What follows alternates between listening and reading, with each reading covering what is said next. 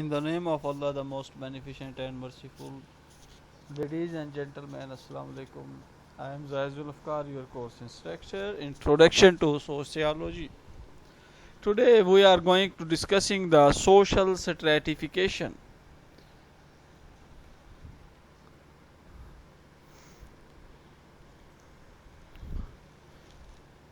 Social stratification, a system of which a society ranks categories of people in a hierarchy, is based on four important principles. ये एक system होता है माशरे के अंदर जिसमें लोगों की दर्जा बंदी की जाती है और हिरारकी होती है. वो कौन सी चार इम्पोर्टेंट प्रिंसिपल्स हैं वो मैं आपसे शेयर कर रहा हूँ. Social stratification is a trait of society, not simply a reflection of individual differences. Social stratification carries or from generation to generation. Social stratification is universal but variable. Social stratification involves not just inequality but beliefs as well.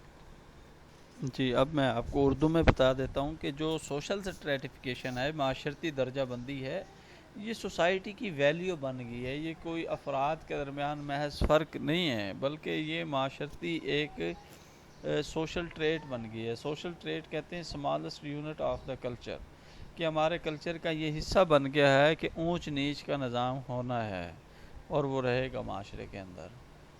دوسرا ہے کہ social stratification carries over from generation to generation, کہ یہ جو معاشرتی درجہ بندی ہے یہ ایک نسل سے دوسری نسل کی طرف منتقل ہوتی آئی ہے. اور سوشل سٹریٹیفیکیشن جو ہے وہ یونیورسل ہے, یہ پوری دنیا میں پائی جاتی ہے. دنیا کا کوئی حصہ ایسا نہیں ہے جس کے اندر معاشرتی درجہ بندی نہ پائی جاتی ہو. Social stratification involves not just inequalities but beliefs as well. یہ صرف انیکویلٹی نہیں ہے بلکہ یہ لوگوں کے بلیفس بھی اس کے اندر یہ موڈیفائی کرتا ہے اور اس کو اس طرح سے کیری آن کرتا ہے. تو سب سے پہلے آپ کو میں یہ بتا دوں کہ سوشل سٹریٹیفیکیشن ہے کیا. Social stratification refers to the ranking of individuals on a scale of superiority or inferiority, equality, according to some inferiority, equality, according to some commonly accepted basis of the valuation.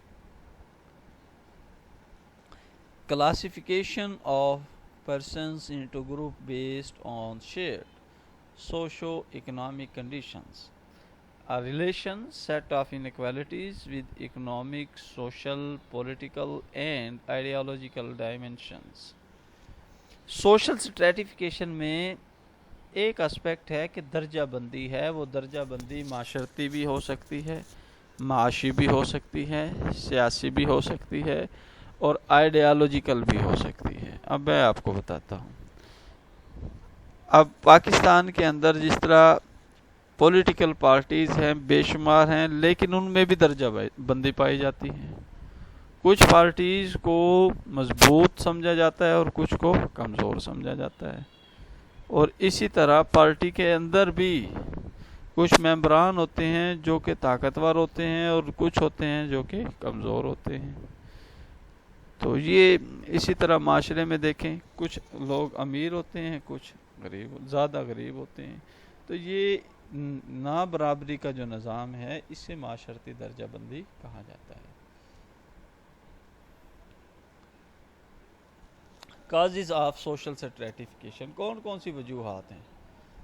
سب سے پہلے تو انیکویلٹی ہے, پھر conflict ہے, پھر پار ہے, پھر ویلتھ کا آسپیکٹ ہے, پھر انسٹیبلٹی ہے.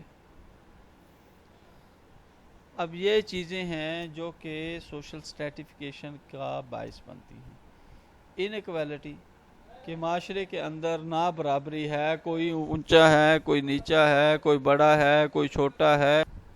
دوسرا ہے کہ کنفلکٹ, لوگوں کے مفادات کا کنفلکٹ ہے.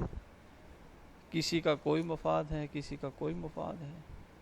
تیسرا، پاور کے لیے لوگوں کے درمیان میں اسٹریٹیفیکیشن ہوتی ہے۔ چوتھا ہے، پیسے کے لیے لوگوں کے درمیان میں اسٹریٹیفیکیشن ہے، کس کے پاس زیادہ پیسے ہیں، کس کے پاس کم پیسے ہیں۔ زیادہ پیسے والے کو لوگ رسپیکٹ دیتے ہیں، تھوڑے پیسے والے کو رسپیکٹ کم دیتے ہیں۔ اور انسٹیبلٹی جب معاشرے میں پیدا ہو جائے اس وقت بھی سوشل اسٹریٹیفیکیشن تیزی کے ساتھ بڑھتی ہوئی نظر آتی ہے۔ ڈٹرمنٹس کون کون سے ہیں اسٹریٹیفیکیشن کے؟ تو ان ڈٹرمنٹس کو ہم دیکھتے ہیں کہ جو اسٹریٹیفیکیشن کی وجہ بنتے ہیں۔ The first one is slavery, the second one is caste, third is class, fourth is status, fifth is power, sixth is education, seventh is economic resources, eighth is occupation, ninth is prestige۔ اب ان کو ہم one by one discuss کریں گے کہ slavery کیا ہے۔ Slavery is the earliest form of social stratification. It is legally recognized division of society into slaves and citizens. Citizens have the citizenship rights, whereas the slaves does not have citizen rights. It existed in most of the parts of the Europe and other ancient nations between 500 BC to 600 BC۔ کہ slavery کی جو definition کی جاتی تھی وہ یہ تھی کہ جو غلام ہیں وہ جن کے پاس سٹیزن شپ کا رائٹ نہیں ہے وہ غلام ہیں، وہ سلیو ہیں، اور وہ اسی طرح کریں گے جس طرح کہ اس کا آقا جو ہے جو سٹیزن رائٹس رکھتا ہے، جو اس کو پرچیز کرے گا وہ اس سے کام لے گا۔ The second one is caste. Caste can be defined as a hierarchy intermarrying group which determines the individual's status in the social stratification by his occupation, etc. Caste system in Pakistan is an important element in social stratification. Some castes are considered high, some are low. Sayyid Rajput have highest place in the social stratification of caste as compared to Kammi in Pakistan. Same conditions prevailing in India. یہ جو ذات پات کا نظام ہے یہ ایشیائی countries میں زیادہ پایا جاتا ہے، خاص طور پہ پاکستان اور ہندوستان میں، اور اسلام میں اس کا کوئی کانسیپٹ نہیں ہے۔ اسلام میں یہی ہے کہ جو زیادہ متقی اور پرہیزگار ہے وہی اللہ کے زیادہ نزدیک ہے۔ تو ٹریڈیشنل کاسٹ آف انڈیا جس میں برہمن، کھشتری، ویش، شودر اور ہیریجنز پائے جاتے ہیں، یہ نسل در نسل چلتے ہیں، اور اسی طرح آج بھی ہندوستان میں کئی ایسے علاقے ہیں جہاں آج بھی یہ اسی طرح ایز اٹ از جیسے ٹریڈیشنل اس کی ویلیو تھی ویسے ہی چل رہے ہیں۔